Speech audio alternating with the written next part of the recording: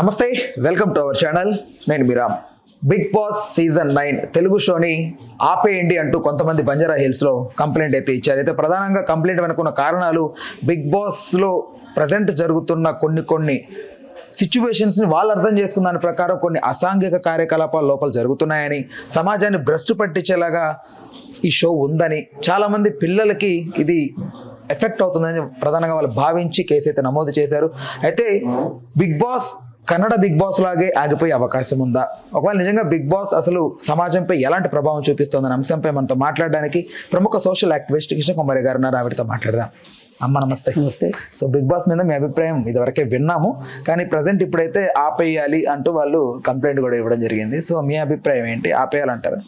అది అసలు మీరు ఇంకో 10 సంవత్సరాల తర్వాత అడిగినా నేను అదే చెప్తా. ఎందుకమ్మా అది? ఎందుకు అంటే ఈ రియాలిటీ షోస్ పూర్తిగా రియాలిటీ షోస్ పేరుతో అన్రియాలిటీస్ని చూపిస్తున్నారు. సరే, అన్రియాలిటీస్ ఈ డాన్స్లో లేకపోతే చిన్న చిన్న పోటీలో స్టూడియోల్లో జరిగే ఆటలో పాటలో లేకపోతే అక్కడ కూడా అశ్లీలమైన మాటలు నడుస్తున్నాయి. ఇవి ఒక రకం. అయితే ఈ అన్రియాలిటీ షో మన మానవ జీవితంలో ఎక్కడ, మన సభ్య సమాజంలో ఎక్కడ జరగని పద్ధతుల్లో కొంతమంది యువకులు ఒక హౌస్లో బయట ప్రపంచంతో సంబంధం లేకపోకుండా అసలు ఇది తెల్లవారిందా రాత్రి అయిందా అనే తేడా లేకోకుండా కాసిన వాళ్ళు ఉంటుంది అలాంటి పరిస్థితులు. అట్లా చేయడము, వాళ్ళకి మధ్యలో టాస్కులు పెట్టడము, ఆ టాస్కుల్లో ఓడిపోయిన వాళ్ళని ఎలిమినేట్ చేయటము, ఆ ఎలిమినేషన్ అయినప్పుడు వాళ్ళని బయటికి పంపే కార్యక్రమము, అప్పుడు ఏడుపులు పెడబొబ్బులు, అసలు రాత్రిపూట నిద్రపోవట్లేదు, మేము వెళ్ళి గార్డెన్లో కూర్చోవాల్సి వస్తుంది, కొంతమంది మాట్లాడుకుంటున్నారు, కొంతమందికి డిసిప్లిన్ లేదు, కొంతమంది దొంగతనం చేశారు, కొంతమంది అబద్ధాలు చెప్తున్నారు. అసలు ఎంత అల్లరి చిల్లరగా అసలు ఒక చిచోరి గ్యాంగ్ని తీసుకెళ్ళి లోపల పెట్టినట్టుంది తప్పితే మామూలు సభ్య సమాజంలో మనుషులు, మన పక్కనున్న మనుషులు వెళ్ళి దానిలో ఉన్నారా అంటే ఆశ్చర్యపోయేటట్లు ఉంది తప్పితే, అంటే రియల్గా జరగందే రియాలిటీ షో పేరుతో చూపిస్తున్నారు. అమ్మా, ఇప్పుడు ప్రతిదీ బిగ్ బాస్ లో జరిగే గొడవలు అవనివ్వండి, అల్లర్లు అవనివ్వండి, తిట్టుకోవడం కొట్టుకోవడం, ఇవన్నీ సమాజంలో మన ఇంట్లోనే జరిగే సిచ్యువేషన్సే కదమ్మా. బట్ దాన్ని ఎందుకు అసలు మన ఇంట్లో అట్లా ఎందుకు జరుగుతుందండి? అసలు మన ఇంట్లో అలా ఎందుకు జరుగుతుంది? మన ఇంట్లో అంటే మనకి కొన్ని బంధాలు ఉన్నాయి. తల్లి, తండ్రి, కొడుకు, కూతురు, అమ్మమ్మ, తాతయ్య, లేదు నాయనమ్మ, తాతయ్య, మేనత్త, మేనమామ, ఇట్లా మనకు ఒక ఫ్యామిలీ ట్రీ ఉంటది. ఆ ఫ్యామిలీ ట్రీలో ఉంటారు. వాళ్ళు కొట్టుకోరా అంటే కొట్టుకుంటారు, ఎందుకు కొట్టుకోరు? కానీ ఏ సంబంధం లేని వాళ్ళు వెళ్ళి జనాలను రంజింపజేయటానికో లేకపోతే జనాలు ఈ షోలు చూసినందువల్ల, ఈ షో చూసినందువల్ల అడ్వర్టైజ్మెంట్ కంపెనీలు వచ్చి అడ్వర్టైజ్మెంట్లకు ఇస్తే ఈ బిగ్ బాస్ షో నిర్వాహకులు ఎవరైతే ఉన్నారో వాళ్ళకి కాసుల పంటగా అవుతుంది తప్పితే అసలు సామాన్య ప్రజలకు ఏంటి ఉపయోగం ఈ అన్రియాలిటీ షో వల్ల? అదేనండి నేను అంటుంది. ఇప్పుడు వ్యాపారం చెయ్యండి, వ్యాపారం చెయ్యొద్దని ఎవరు అనట్లేదు. వ్యాపారం అంటే ఈ వ్యాపారం దేని కిందకు వస్తుంది అంటే ఎంటర్టైన్మెంట్ కిందకు వస్తుంది. ఒక సినిమా, నాటకం, డ్రామా వీటి కిందకు వస్తుంది. అయితే ఇది అశ్లీలతతో కూడుకున్నది, అంటే అక్కడ ఆడుతున్న ఆటలు జగుప్సాకరంగా ఉన్నాయి అనేది చాలామంది అభిప్రాయం. అయితే చాలామంది, కొంతమంది చెప్పొచ్చు, కొంతమంది చెప్పలేకపోవచ్చు. సిపిఐ నారాయణ గారు చెప్పిన దానికి నేను 100% నేను ఏకీభవిస్తూ, ఒక అన్రియాలిటీ షోని రియాలిటీ షో లాగా చూపిస్తున్నారు, మన నెత్తినేసి రుద్దుతున్నారు. దీనివల్ల వీళ్ళు ఆడే ఆటలు, వీళ్ళు పాడే పాటలు, వీళ్ళు మాట్లాడే మాటలు, వీటన్నిటి వల్ల ఇళ్లలో కుటుంబ సమేతంగా కూర్చుని చూసేలాగా లేవు అవి. ఇప్పుడు జబర్దస్త్ షో లాంటి కొన్ని షోలు అక్కడ స్కిట్లు పరంగా కానివ్వండి, ఇంకాస్త ఎఫెక్టివ్ గా జనాల్లోకి వెళ్ళేలాగా కూడా అక్కడ కొన్ని జరుగుతున్నాయి. అరే అవన్నీ మా పరమశుద్ధంగా ఉన్నాయి, ఇది ఒక్కటే అశ్లీలం అని నేను అనట్లేదు. వాటి మీద కూడా మనము మాట్లాడుతున్నాం, వాటిని కూడా వ్యతిరేకిస్తున్నాం. అలా కాకుండా ఇక్కడ కొంతమంది అమ్మాయిలు, కొంతమంది అబ్బాయిలను తీసుకొని వెళ్ళి ఒక ప్లేస్లో ఉంచేసేసి 24 గంటలు ఇంకా లోపల సమాచారం బయటకన్నా వస్తుంది కానీ అంటే అది పరిమితంగా వస్తుంది. ఇప్పుడు 24 గంటలు షూట్ చేస్తున్నారండి, 24 గంటలు మనకు చూపిస్తున్నారా? అంటే ఒక దాంట్లో లైవ్ స్ట్రీమ్ అవుతుంటది అమ్మా, ఐ మీన్ లైవ్ అవుతూ ఉంటది. అవునండి, మనకు చూపిస్తున్నారా? చూపించట్లేదు కదా. అదే కదా మనుషుల యొక్క ఏం జరుగుతుందా అని ఊహించే ఊహాశక్తే కదా. ఎక్కడో నిద్రాణంగా ఉన్న మన ప్రతి మనిషిలోనూ ఒక లేకి మనస్తత్వం ఉంటుంది, అవునన్నా కాదన్నా. ఒక దొంగ మనస్తత్వం ఉంటుంది, ఒక హింస మనస్తత్వం ఉంటుంది, అన్నీ కలగలిపి ఉంటుందండి. ఇప్పుడు ఇవన్నీ కలగలిసి ఒక మనిషి పుట్టుకతోనే అలా పుడతాడని అనుకోవద్దు మనం.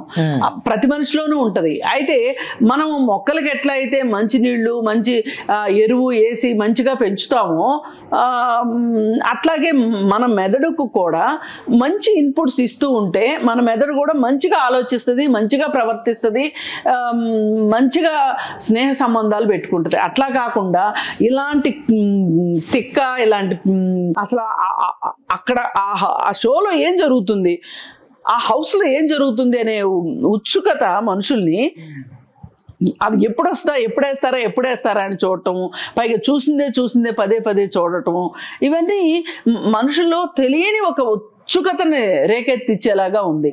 దీనివల్ల వనగూరే ప్రయోజనం ఏంటి అంటే, ఏ షో అయినా మీరు చెప్పండి. ఇప్పుడు కౌన్ బనేగా కరోడ్పతి ఉందండి. ఆ షో మొదలైన తర్వాత చాలా మందిలో జనరల్ నాలెడ్జ్ పుస్తకాలు చదవాలి అనేది వచ్చింది.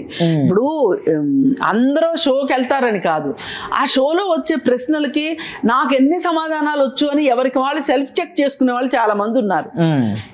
అలా అది మన ఎటు డ్రైవ్ చేస్తుంది, ఒక తెలియని విషయాన్ని తెలుసుకునే వైపు డ్రైవ్ చేస్తుంది.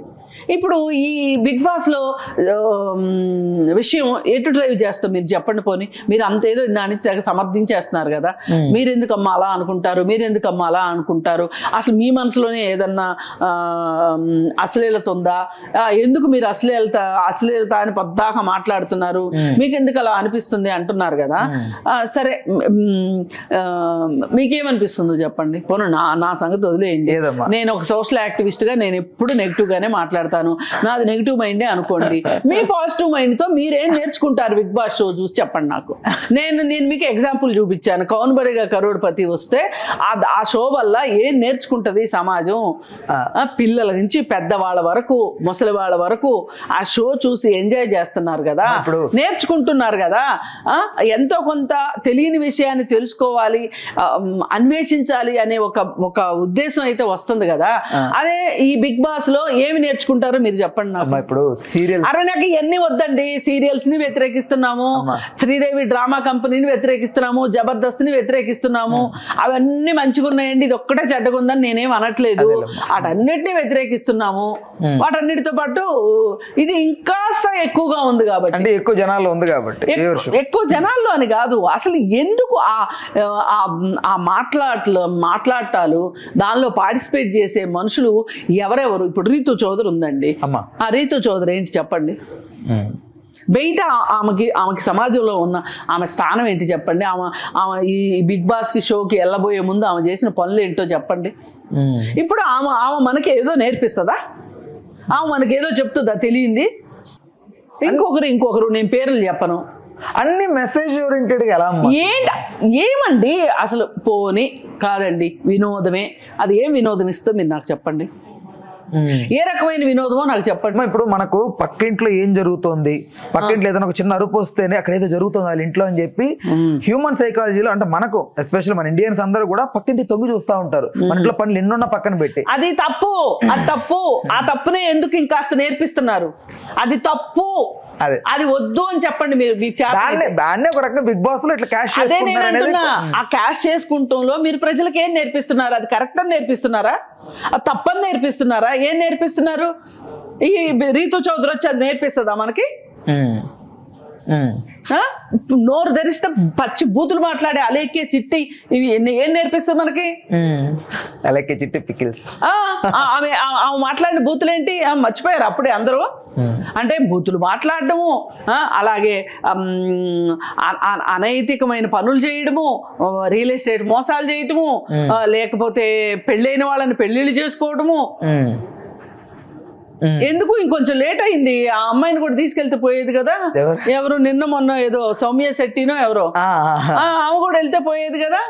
ఆమెను ఆయన ఎవరైతే 86 లక్షలు ఇచ్చాడో భార్య ఉండగా ఇంకొక భార్య కావాల్సి వచ్చిందంట ఆయనకి. ఆయన ఎంత ధీమాగా చెప్తున్నాడండి బయటకు వచ్చి. అది ఓకేనమ్మా. దివ్యల మాధురి ఎవరైతే ఈవిడ ఉన్నారో, ఈ దివ్యల మాధురి గారి వ్యవహార శైలి బిగ్ బాస్ లో బాగలేదు. ఆవిడ కొంచెం గట్టిగా ఏదైతే దువ్వాడ శ్రీనివాస్ గారి వాళ్ళ ఆవిడతో రచ్చ టైంలో ఆవిడ మాట్లాడిన బిహేవియర్ ఉందో అదే బిహేవియర్ తో బిగ్ బాస్ లో ఉంది. ఆవిడ మాటలు చూస్తుంటే అందరికి ఏదో జుగుప్స్గా కనిపిస్తున్నాయి. అసలు ఆవిడ చిరాగ్గా ఉంటుందని చాలా మంది. ఏమండి ఇది మొత్తం స్క్రిప్టెడ్ అండి అమ్మా. వాళ్ళ ఉద్దేశాలు, వాళ్ళ మాటలు, వాళ్ళ వ్యవహారం కాదు. అసలు దివ్యల మాధురిపై మీ అభిప్రాయం ఏందమ్మా? ఉండకూడదు ఆవిడ లోపల? ఎందుకు ఉండకూడదు? అరే నేను అంటున్నా, ఇప్పుడు అక్కడికి వెళ్ళిన వాళ్ళ గురించి నేను కొంతమంది గురించి చెప్పాను. వాళ్ళకంటే ఏమన్నా ఇంకా ఎక్కువ మోసాలును, లేకపోతే ఇంకెక్కువ దొంగతనాలు, ఇంకెక్కువ హత్యలు, లేదంటే అంతకంటే ఎక్కువ అనైతిక సంబంధాలు పెట్టుకుందా అమ్మాయి, వివాహేతర సంబంధాలు పెట్టుకుందా. ఆమె వివాహేతర సంబంధము అనేదాన్ని నేను సమర్థించను. అది వివాహేతర సంబంధమే ఖచ్చితంగా. ఆమెకి భర్తతో పసుకులేదు, ఆయనకి భార్యతో పసుకులేదు. ఈ ఇద్దరు కలిసి ఉండటానికి వాళ్ళిద్దరికి లైసెన్స్ లేదు చట్టపరంగా. సుప్రీంకోర్టు ఒప్పుకుంది కదమ్మా. అరే నేను అదే అంటున్నా. మరి అలాంటప్పుడు మీరు ఆమె గురించి ఎందుకు మాట్లాడుతున్నారు? అంటే ఇప్పుడు బిగ్ బాస్ లోకి వెళ్ళింది కదా. అవును, వెళ్తే మటుకు బిగ్ బాస్ లోకి వెళ్ళటం ఏమన్నా మైనస్ పాయింటా ప్లస్ పాయింటా? అంటే చాలా మంది మైనస్. అసలు ఆవిడ ఎందుకు రాణిస్తున్నారు లోపలికి? అవునండి, సుప్రీంకోర్టు చెప్పిందని మీరు అంటున్నారు కదా. మరి సుప్రీంకోర్టు చెప్పిన దాని ప్రకారమే చూసుకుంటే గనక దివ్యల మాధురి తప్పే ఉంది. దివ్యల మాధురి తప్పు లేదు కదా. మరి అన్నప్పుడు ఆమె గురించి ఎందుకు మాట్లాడిస్తారు నాకు అర్థం కాదు. ఎందుకు మాట్లాడతారు ఆవిడ గురించే? ఇదంతా స్క్రిప్టెడ్ ప్రోగ్రాము. బిగ్ బాస్ లోకి వెళ్ళొచ్చిన వాళ్ళు వాళ్ళకి వెళ్ళేటప్పుడు వాళ్ళతోటి ఒక కాంట్రాక్ట్ ఉంటుంది. ఆ కాంట్రాక్ట్ లో ఉన్న నిబంధనల ప్రకారం మేము బయట ఎక్కడా మాట్లాడము, లోపల జరిగింది చెప్పము, చెబితే మేము శిక్షార్హులమి అని చెప్పి ఒక కాంట్రాక్ట్ మీద సైన్ పెట్టి లోపలికి వెళ్తారు. లేకపోతే బిగ్ బాస్ మధ్యలో ఎలిమినేట్ అయిన వాళ్ళు బయటకు వచ్చి లోపల ఏం జరుగుతుందో చెప్పరా? ఎందుకు చెప్పట్లేదు మరి? వాళ్ళు చెప్పకూడదు. రేపు దివ్యల మాధురి బయటకు వచ్చినా చెప్పదు, ఇంకొకరు బయటకు వచ్చినా చెప్పరు. నేను ఒకటే చెప్పదలుచుకున్నా, ఇప్పుడు అక్కడ ఉన్న చాలా మంది కంటే వాళ్ళకంటే ఎక్కువ తప్పులైతే దివ్యల మాధురి చేసిందని నేను అనుకోను. ఒక్కటి తప్ప. అది విడాకులు తీసుకోకుండా, తను విడాకులు తీసుకొని మనిషితోటి కలిసి ఉంటుంది అనేది ఒక్కటి తప్పితే మిగతా విషయాల్లో నేను ఆ అమ్మాయిని నేను తప్పు పట్టను. ఇంకా అంతకంటే వెధవ పనులు చేసిన వాళ్ళు బోల్డ్ మంది ఉన్నారు లోపల. ఉన్నారంటారు లోపల? ఎందుకు లేరు? ఉన్నదంతా వాళ్ళే. అదొక సెటిల్మెంట్ గ్యాంగ్ ఆ లోపల ఉన్నది. ఆ రీతు చౌదరి సంగతి ఏంటి చెప్పండి? రీతు చౌదరి సంగతి ఏంటి చెప్పండి? అంటే మొన్న ధర్మ మహేష్ ఇంతవరకు భూ దానికి సంబంధించి అది ఒక్కటే కాదు కదా. అంతకు ముందు బినామీగా ఉంది కదా. బినామీ యాక్ట్ ప్రకారం అసలు అమ్మాయి శిక్షించబడాలి కదా. అట్లాంటప్పుడు ఆ అమ్మాయి అసలు ఎందుకండి ఎట్లా వెళ్ళగలిగిందండి? ఏ అండా లేకుండా ఎట్లా వెళ్ళగలిగింది? ఈ సోకాల్డ్ నేను బినామీ చట్టం తీసుకొచ్చేచ్చానో అని మోడీ తెగ మోగుతున్నాడు కదా. ఆ బినామీ చట్టం ప్రకారం 7 ఏమో ఫైన్ వేస్తామని చెప్పి బినామీ చట్టం, బినామీ పెట్టిన వాళ్ళని బినామీ పెట్టించుకున్న వాళ్ళని ఇద్దరిని శిక్షిస్తాము అని చెప్పి ఇంత పెద్ద గొంతేసుకుని అరిశాడు. ఇప్పుడు రీతు చౌదరి సంగతి ఏం చెప్పండి? అది చాలా క్లియర్ కట్గా ప్రూవ్ అయింది. ఆ ఆస్తి నాది కాదు, నాకు సంబంధం లేదు, వాళ్ళు రమ్మంటే వెళ్ళాను, నా పేరు మీద పెట్టారు, మళ్ళీ సంతకం పెట్టేయమంటే పెట్టేశాను అని ఆవిడ చెప్తుంది. అసలు ఆవిడ సేల్ కన్సిడరేషన్ ఇవ్వలేదు, సేల్ కన్సిడరేషన్ తీసుకోలేదు. ఎట్లా బినామీగాకి ఏమంటారు వాళ్ళని? ఇట్లా జరిగే ట్రాన్సాక్షన్నే బినామీ ట్రాన్సాక్షన్ అంటారు. మరి ఆమెను హౌస్లో ఎట్లుంచారు? మళ్ళీ పైగా ఆమె బినామీ ట్రాన్సాక్షన్ చేసుకునేటప్పుడు ఆ వ్యక్తి ఎవరైతే ఈమె పేరు మీదకి మార్చాడో లేకపోతే మార్చడానికి సహాయపడ్డాడో అతన్ని పెళ్లి చేసుకున్నట్లుగా పెళ్లి ఫోటోలు కూడా వచ్చినాయి. అతనికి ఇంకొక పెళ్లి అయ్యి ఉంది అంతకుముందు. ఇప్పుడు చెప్పండి, ఇట్లాంటి ట్రాన్సాక్షన్స్ మాధురి చేసిందా? ఎందుకు మాధురి? ఇప్పుడు గుర్రాన్ని గాడిదని ఒక గాట కట్టడం కరెక్ట్ కాదు. అలా అని నేను మాధురిని సమర్థిస్తున్నానని ఎవరన్నా అనుకోవద్దు, చెప్తున్నా, ఎవ్వరు అనుకోవద్దు. అదే కానీ ఆ అమ్మాయి ఏదో ఇంత గొంతేసుకుని అరుస్తుంది అంటే, ఇంత గొంతేసుకుని అరిచిన వాళ్ళు అందరూ చెడ్డోళ్ళ? మాట్లాడకుండా ముంగిల్లా కూర్చునే వాళ్ళు మంచోళ్ళ కాదు కదా. నేను అసలు ఇంత మాట్లాడటమే వేస్ట్ అండి. మీరు నాతో ఇంతసేపు మాట్లాడించటమే వేస్ట్. ఆ షోనే దరిద్రపు షో, అది ఒక అశ్లీలమైనది. అది ఒక లంపెన్ షో అది. అక్కడికి ఇప్పుడు రేపు పొద్దున ఆ షో నుంచి వచ్చిన తర్వాత ప్రతిసారి షో నుంచి బయటకు వచ్చి 2-3 నేరస్తులు చట్టానికి దొరుకుతున్నారు, అవునా కాదా? ఈసారి విచిత్రం ఏంటంటే అసలు నేరస్తులే లోపలికి వెళ్ళారు. ఇప్పుడు జైళ్ళల్లో ఏం జరుగుతుంటదంటే ఓ నేరస్తు ఉంటాడు, బాగా కరుడుగట్టే నేరస్తు ఉంటాడు, ఎవడో చిన్న జేబు దొంగతనమో లేదా గొలుసు దొంగతనమో చేసి జైలుకి వెళ్తాడు. జైలుకి వెళ్ళిన తర్వాత వాడు నేను ఎందుకు ఇలా చేశాను, నేను ఇలా చేయకుండా ఉండాల్సింది కదా అని వాడు ఏదన్నా ఆలోచిస్తా పరివర్తన చెందుతూ ఉంటే ఆలోచన విధానంలో ఉన్నాడు, ఒక ఆలోచనలో పడ్డాడు అన్నోడిని ఈ కరుడుగట్టిన నేరస్తుడు నేను కరుడుగట్టిన నేరస్తుడిని ఇంకొకరిని తయారు చేయకపోతే ఎట్లా అని చెప్పి వీడు కూర్చోబెట్టి నేరం చేయడం ఎంత గొప్ప విషయము, ఎంత తెలివైన పని, అసలు 64 కళల్లో చోరకళ కూడా ఒక కళ ఉంది, ఇది ఎలా చెయ్యాలి, చేసినప్పుడు మనకు ఎంత కిక్ వస్తుంది, ఆ డబ్బుల్ని విచ్చలవిడిగా ఖర్చు పెడితే ఎంత సంతోషం వస్తుంది, పోలీసులే ఉంది వాళ్ళకి కొంచెం వాటా ఇవ్వచ్చు, ఇలా చెప్పి వాడికి ఇంకో 4 మెళకువలు నేర్పించి బయటికి పంపిస్తాడు. అర్థమైందా? అదే ఈ కరుడుగట్టే నేరస్తుడికి బాగా బయట కూడా కరుడుగట్టే నేరస్తుడు జైల్లోకి వెళ్ళాడు అనుకోండి, వాళ్ళిద్దరు కలిసి సూపర్ మాస్టర్ ప్లాన్లు వేస్తారు. ఇప్పుడు ఈసారి షోలో జరగబోయేది అదే. ఆల్రెడీ నేరస్తులు వెళ్ళారు లోపలికి. ఏది ఆర్థిక లావాదేవీల విషయంలో కావచ్చు, ఇంకోటి కావచ్చు, బూతుల విషయంలో కావచ్చు, ఇలా రకరకాల విషయాలు వెళ్ళినోళ్ళు ఉన్నారు.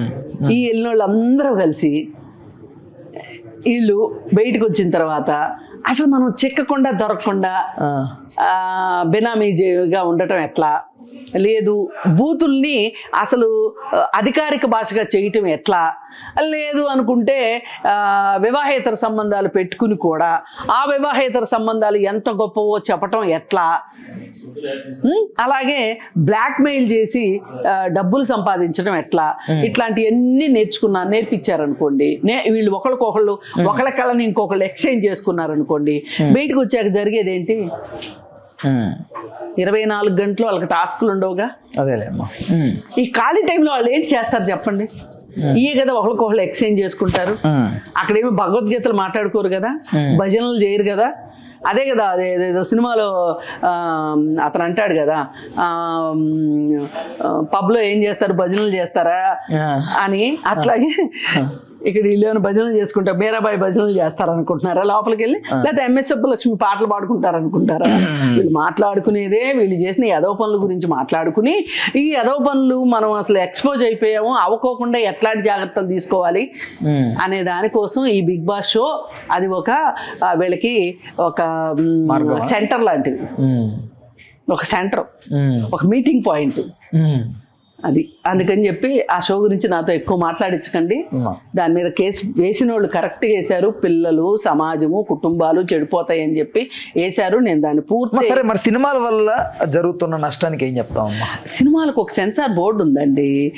సెన్సార్ బోర్డు ఎంతవరకు పనిచేస్తుందా అనేది వేరే విషయం. అసలు సెన్సార్ బోర్డు అనేది ఉంది.